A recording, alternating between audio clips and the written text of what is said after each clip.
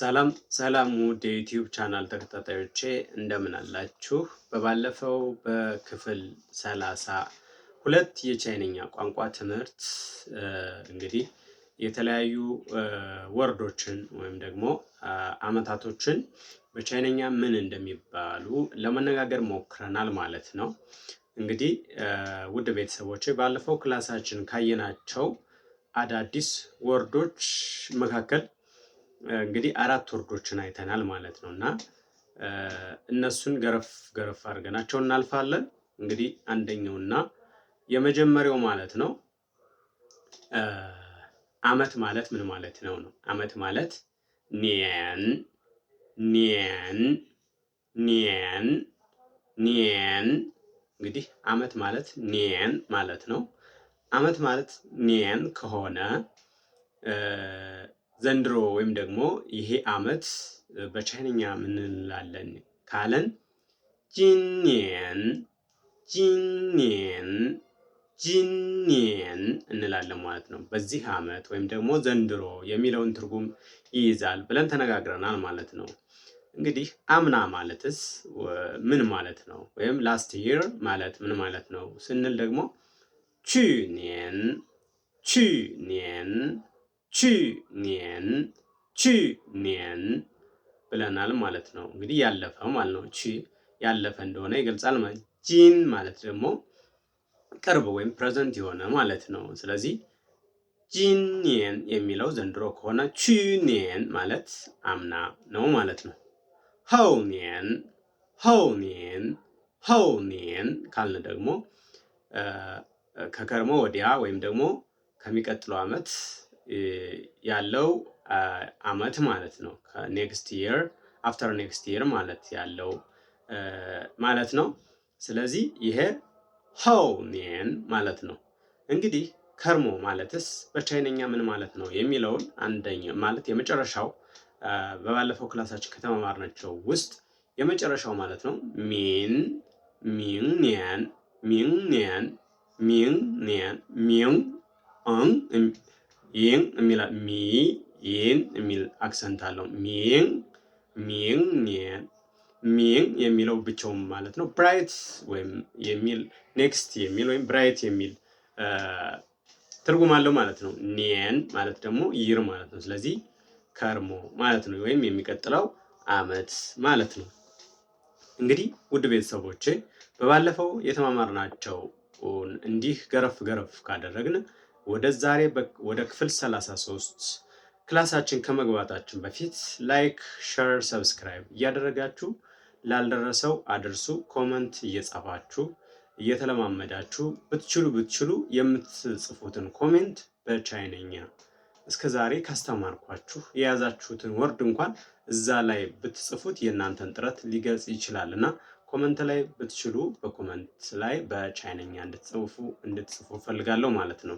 ስለዚህ ውድ ቤተሰቦቼ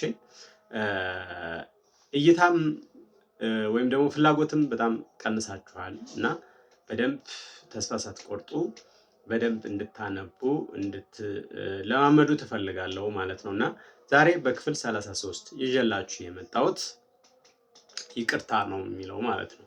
ይቅርታ ማለት እንግዲህ የተለያዩ የይቅርታ አይነቶች አሉ ማለት ነው። ወደ ቤተሰብ እንግዲህ እነዚህ የይቅርታ አይነቶች በቻይንኛ ምን ይባላሉ ነው። እንግዲህ ይቅርታ ዛሬ ይዤላችሁ የመጣሁት ሶስት አይነት የይቅርታ አይነቶች ይዤላችሁ መጥቻለሁ ማለት ነው። እንግዲህ ይቅርታ ስትጠይቁ የእያንዳንዱ ይቅርታ አባባል ይዘቱ የተለያየ ነው። ወርዱም የተለያየ ነው። ግን ይቅርታ ተመሳሳይነት አለው፣ ቅለትም አለው፣ ክብደትም አለው ማለት ነው። ስለዚህ አንደኛውና የመጀመሪያው ይዤላችሁ የመጣሁት ማለት ነው ባውቼን ባውቼን ባውቼን ባውቼን ባውቼን ባውቼን ባውቼን ባውቼን። ይህ ማለት ይቅርታ ማለት ነው። ይቅርታ አንድ ሰው እንግዲህ ይቅርታ ብሎ በቻይንኛ ለሌላ ቻይንኛ ቋንቋ ለሚናገር አንድ አካል ወይም አንድ ቻይናዊ የሆነ ጥፋት ሲያጠፋ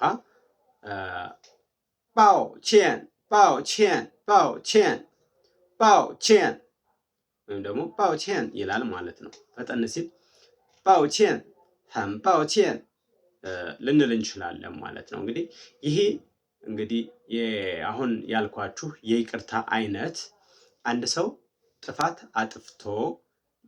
አጥፍቶ መጸጸት ሲሰማው ልክ እንዳልሆነ ሲጸጸት ጥልቅ የሆነ የመጸጸት ስሜት ሲሰማው ለህሊናው እረፍት አልሰጠው ሲል ያንን ሰው ሂዶ ይቅርታ ይጠይቀዋል ማለት ይቅርታ አድርግልኝ ፎርጊቭ ሚ የሚል የይቅርታ አይነት ነው። ይሄ እንግዲህ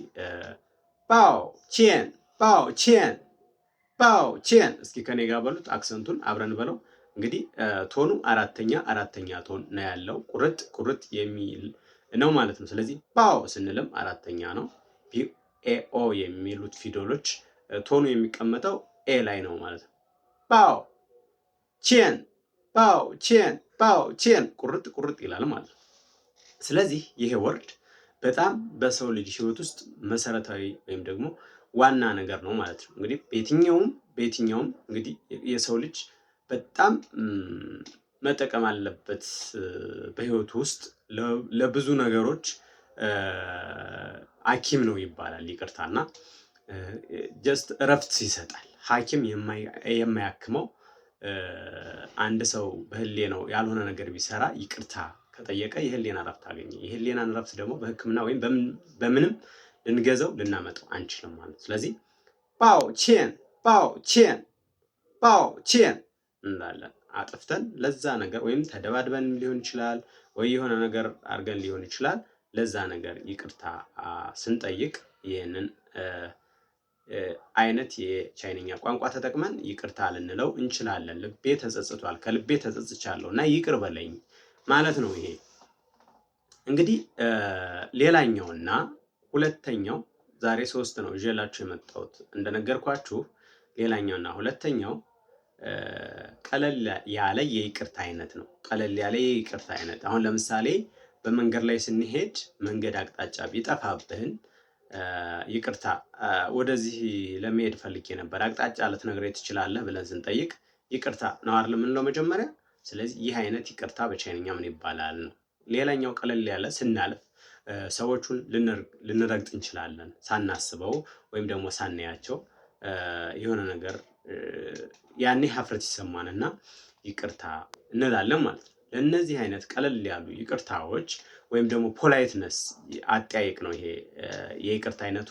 ይቅርታ እንደዚህ ብለህ ስትል ምንም አይነት አጥፍተህ ጥፋቱ ቀለል ያለ ነገር ነው፣ ግን እንደ ይዘቱ ይለያያል። አሁን ለምሳሌ አቅጣጫ ስትጠይቅ ይቅርታ ስትለው እሱ የራሱን ኬዝ ትቶ ወይም እያስተጓጎልከው ስለሆነ የራሱን ጉዳይ ትቶ ነው አቋርጦ ለአንተ የሆነ ነገር ሰፖርት ወይም ደግሞ እርዳታ የሚያደርግልህ። ለዛ ነው ይቅርታ የምትለው ማለት ነው። ይሄ የይቅርታ አይነት ምን ይባላል ካል ቡሃኢስ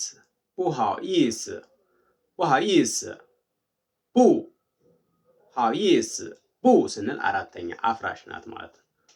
ቡ ሃው ስንል ደግሞ ሰርድ ትሆናለህ ማለት ነው። ኢስ ስንል ደግሞ ኢስ ስንል ኢ የምትለው አራተኛ ትሆናለህ ነው። ስለዚህ ቡሃኢስ እንላለን ማለት ነው። ቡሃኢስ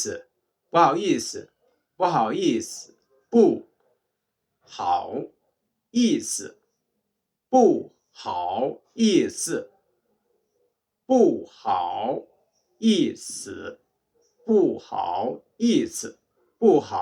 ኢስ እንላለን ማለት ነው። ስለዚህ እስኪ አብረን እንለማመደው ውድ ቤተሰብ።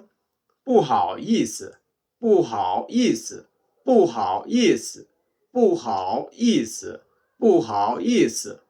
እንላለን ማለት ነው። ቡ የምትለው ብቻዋን አፍራሽ ናት እንደነገርኳችሁ፣ ወይም ኖ ወይም ኖት ማለት ናት።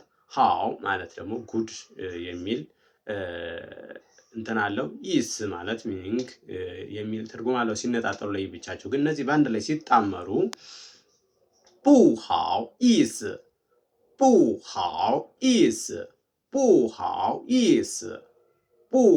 ኢስ። ስለዚህ ፈጠን ሲል ቡሃው ኢስ እንላለን ማለት ነው። ፈጠን ሲል ቡሃው ኢስ። አሁን ለምሳሌ መንገድ ላይ ያላችሁ ቀስ ብላችሁ አትሉትም። አክሰንቱን በደንብ ስትለምዱት ቡሃው ኢስ እንላለን ማለት ነው። ስለዚህ ይህ አይነት ይቅርታ ነው። ይህም የአንዱ የይቅርታ አይነት ሲሆን ለምንጠይቃቸው ቀለል ያሉ የእርዳታ ጥያቄዎች ወይም ደግሞ ቀለል ያሉ ጥፋቶች ስናጠፋ የምንጠቀምባቸው የይቅርታ አይነቱ ሁለተኛው ይህንን ይመስላል ማለት ነው። ሌላኛውና ሁለተኛው ማለት ሌላኛውና ሶስተኛው ማለት ነው 对不起对不起对不起对不起对不起对不起对不起对不起对不起ቺ የሚለው ሰርድ ቶን አለው ማለት ነው። ጦይ የሚለው አራተኛ ቶን አለው ማለት ነው። ቡ የሚለው ደግሞ ፎነቲክስ የለውም ወይም ደግሞ ኒውትራል ነው፣ ግን አነባበቡ አክሰንቱ ወደ አራተኛ ስለሆነ ቆረጥ እናደርገዋለን። እንደ አክሰንቱ ስንጠራው ወይም ደግሞ ሳውንድ ስናወጣ እንደ አራተኛ ቶን ነው የምንለው ማለት። ስለዚህ ጦይ ቡቺ ጦይ ቡቺ እንላለን ማለት ነው። ይሄ ወርድ ደግሞ ይቅርታ ስንጠይቅ ምን አይነት ይቅርታ ነው? ይሄ ይቅርታ አይነት አንድ ነገር ስናጠፋ ያ ነገር የማይመለስ ሲሆን ማለት ነው። የማይመለስ ሲሆን ለዛ ነገር ይቅርታ እንጠይቃለን ማለት ነው። ለዛ ነገር ይቅርታ እንጠይቃለን ምክንያቱም ጥፋት ስለሆነ። ይህ አይነት ለምሳሌ ኤግዛምፕል ሰጠን ካላችሁኝ ለዚህ ኤግዛምፕል የሚሆን ምንድነው? ለምሳሌ እቃ ብንሰብር ያንን እቃ ልንመልሰው አንችልም ማለት ነው። ስለዚህ ለዛ ምን እንላለን ማለት ነው? ጦይ ቡቺ ጦይ ቡቺ ጦይ ቡቺ ጦይ ቡቺ ጦይ ቡቺ ጦይ ቡቺ ጦይ ቡቺ እንላለን ማለት። ስለዚህ ለዛ አይነት ወይም ደግሞ የማይመለስ ነገር ስናጠፋ እንግዲህ ይህንን አይነት ይቅርታ እንጠይቃለን። ይቅርታ ማለት ነው ይሄም ማለት ነው። ስለዚህ ሶስት አይነት ይቅርታ አይነቶችን ነግሬያችኋለሁ። ከነዚህ የመጀመሪያው መጸጸት የሚለው ባኦቼን የሚለው ባኦቼን እንላለን ማለት ነው። ህም ባኦቼን ህን የሚለው ደግሞ ቬሪ ነው። በባለፈው ክላሳችን እንደነገርኳችሁ ህም ባኦቼን ካል በጣም ተጸጽቻለሁ ማለት በጣም ይቅርታ ማለት ነው። በጣም ይቅርታ። ስለዚህ ያኔ ይቅርታ አድርግልኝ ስንል የምንጠቀምበት የይቅርታ አይነት እንግዲህ አንደኛው ነው ማለት ነው። ዋው ይስ ስንል ግን ቡሃው ይስ ስንል ይሄኛው ይቅርታ ደግሞ ቀለል ያሉ ነገሮች እርዳታ ስንጠይቅ ሊሆን ይችላል፣ ወይም ስናልፍ ከሰዎች ጋር ልንገጫጭ እንችላለን፣ ወይም ቀላል የሆኑ ነገሮችን የምናደርጋቸው የቃላት አጠቃቀም ወይም ፖላይትነስ ለማንኛውም ነገር ይቅርታ ብለን ስንጀምር ሰው ለኛ ፖዚቲቭ ቲንኪንግ ይኖረውና ለኛ የሚመልስልን መልስ በጣም አሪፍ የሆነ ዲያሎግ ይኖረናል ማለት። ስለዚህ መጀመሪያ ይሄንን በፖላይትነስ የምንጠቀምበት ወርድ ይሄ ነው ማለት ነው። የትኛው ማለት ነው? ሁለተኛ ላይ እየጠቀስኩላችሁ ዋው ይስ የሚለው ማለት ዋው ይስ። ይሄ በጣም በየትኛውም በምትሄዱበት ቦታም ቢሆን በየትኛውም አጋጣሚ ይችን ወርድ መጀመሪያ ተጠቅማችሁ የሆነ ነገር ሰፖርቲንግ ብትጠይቁ የትኛውም ሰው ሰፖርት ያደርጋችኋል፣ ያግዛችኋል፣ ይረዳችኋል፣ ወይም የጠየቃችሁት ጥያቄ ይመልስላችኋል ማለት ነው።